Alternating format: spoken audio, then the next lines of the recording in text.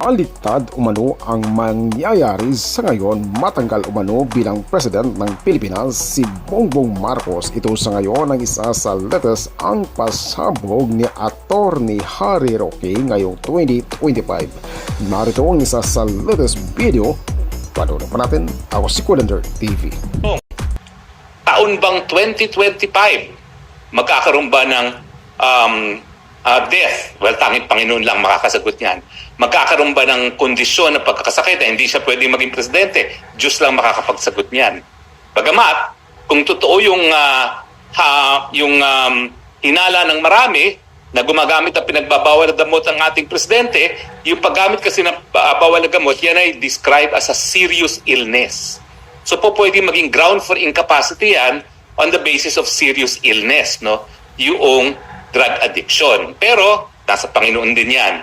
Kung talagang kung totoo, number one, na bangag siya, ayan, nilinaw ko, di ko sinasabi na bangag siya. Sinasabi ko lang, may katungkulan siya na sagutin yung mga paratang na siya ay gumamit ng pinagbabawal na gamot.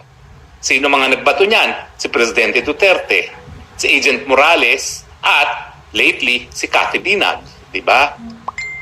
Now, ang natitira na lang na opsyon na po pwede nating pag-usapan ay yung resignation at saka yung people power.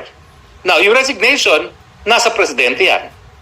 At syempre, nagkaroon na tayo ng pagkakataon sa Erap Estrada, natanggal siya dahil ang sabi ng Korte Suprema, nung siya'y umalis ng Malacanang matapos ang people power 2, yan ay constructive resignation. Talagang decision yan na mayroong constructive resignation. Kasi nga, nagkaroon ng malawakang people power, ang hinihingi ay resignation ni Erap Estrada at lumabas ng Malacanang si Erap Estrada na para bagang katugunan niya doon sa sigaw ng bayan na siya'y mag-resign. So ang resignation po pwedeng express, may letter of resignation po pwedeng implied kapag ang tao ay sumigaw na alis ka dyan at umalis siya. Pero yung people power, yan bagamat hindi nakasulat na isa sa mga basihan para matanggal ang presidente, yan mismo ang pundasyon ng 1986 Constitution. Kasi 1986 Constitution, nais nating i-institutionalize, kumbaga bigyan ng buhay forever sa ating kasaysayan at pang-araw-araw na buhay ang people power. At yun nga po ay nandoon, nakapaloob dun sa probisyon ng saligang batas na nagsasabi ng taong bayan ang tunay na soberenya sa bansang Pilipinas. At dahil ang taong bayan ang tunay na soberenya, may karapatan ng taong bayan na magsisanti ng presidente kung sa tingin nila ay panahon na para sisantihin dahil hindi niya nagaganapan ang kanyang katungkulan.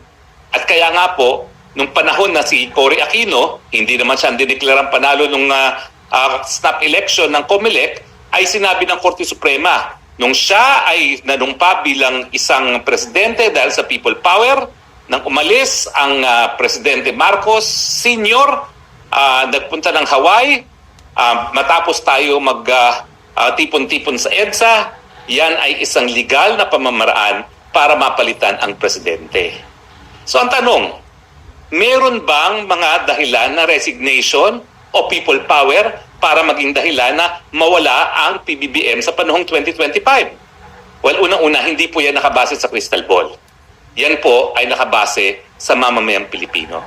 Kayo po ang susi kung gusto nyong susantihin o kung pupuwersahin nyong mag-resign ang nakaupong presidente. Pero sa tingin ko, malaki ang posibilidad. Bakit? O tignan nyo yung national budget. Kaya naman pinospone ni PBBM yung kanyang paglagda ng national budget. Alam niya, nagalit ang taong bayan, lalong-lalo na doon sa pagdoble ng mga kakwartahan na makukuha ng mga congressman at senatong. At saka doon sa AKAP, na for the first time, ayuda ng mga kongresista at senatong na magdedesisyon kung sino makakatanggap. Sa